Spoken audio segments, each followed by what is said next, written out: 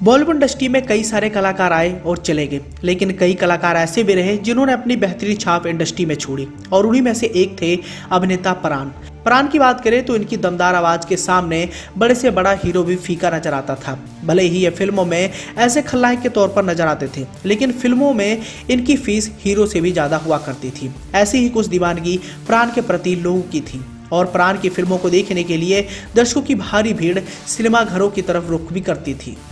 अब ऐसा बहुत ही कम देखने को मिलता है जब कोई भी खलनायक का किरदार निभाकर हीरो पर भारी पड़े, लेकिन ऐसा कारनामा प्राण कर चुके हैं। प्राण ने अपने शानदार फिल्मी सफर के दौरान ज्यादातर खलनायक की भूमिका ही निभाई और उनको बॉलीवुड में आज भी अपने फेमस डायलॉग बरखुरदार और बेटा साईं के तौर पर काफी ज्यादा याद किया जाता है।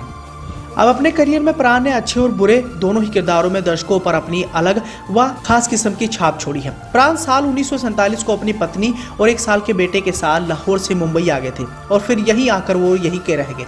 बताया जाता है कि देश के बंटवारे के समय उनका पालतू कुत्ता खो गया, जिसे वो बहुत ज्यादा प्यार भी करते थे। बताया तो ये भी गया कि उस कुत्ते की याद में प्राण रोया भी करते थे। मुंबई में आने के बाद प्राण को हसन मंटो की मदद से साल 1948 में शहीद लतीफ की फिल्म जिद्दी में काम करने का मौका मिला था और इस फिल्म को करने के बाद प्राण ने कभी पीछे मुड़कर नहीं देखा। आने वाले समय में वो कई सारी बड़ी फिल्मों का हिस्सा बने और इस दौरान उन्होंने अपनी एक अमिट छाप बॉलीवुड फिल्म इंडस्ट्री पर छोड़ी।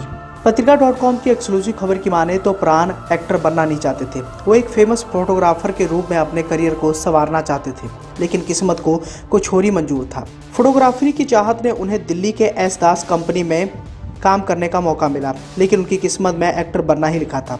वहां रहने के दौरान उनको रामलीला में काम करने का मौका मिला और उनका इंटरेस्ट एक्टिंग में आने लगा, लेकिन अपने पिता को अपने एक्टिंग करियर के बताने में उन्हें हिम्मत नहीं हो पा रही थी, क्योंकि उनके पिता इस चीज के खिलाफ थे। पिता के साथ साथ प्राण का पूरा परिवार उनकी एक्टिंग के खिलाफ हुआ करता था। वो अपने पिता से इतना ज़्यादा डर गए थे कि अपने पहले ब्रेक के बाद भी उन्होंने किसी को नहीं बताया। जब साल 1940 में उन्हें पंजाबी फिल्म यमला जट में काम करने का मौका मिला, तब हिम्मत करके उन्होंने अपनी एक्टिंग के बारे में पिता को बताया। धीरे धीरे एक्टिंग के लिए उनका प्यार इतना ज़्यादा बढ़ गया कि उन्होंने सिर्फ 1 रुपये में फिल्म बॉबी साइन कर ली थी। खास बात तो ये रही कि उस वक्त बताया जाता है कि उन्हें राजेश खन्ना, अमिताभ बच्चन से भी ज़्यादा फीस मिला करती थी, लेकिन बॉबी में काम करने के लिए उन्होंने सिर्फ और सिर्फ 1 रुपये ही फीस ली थी।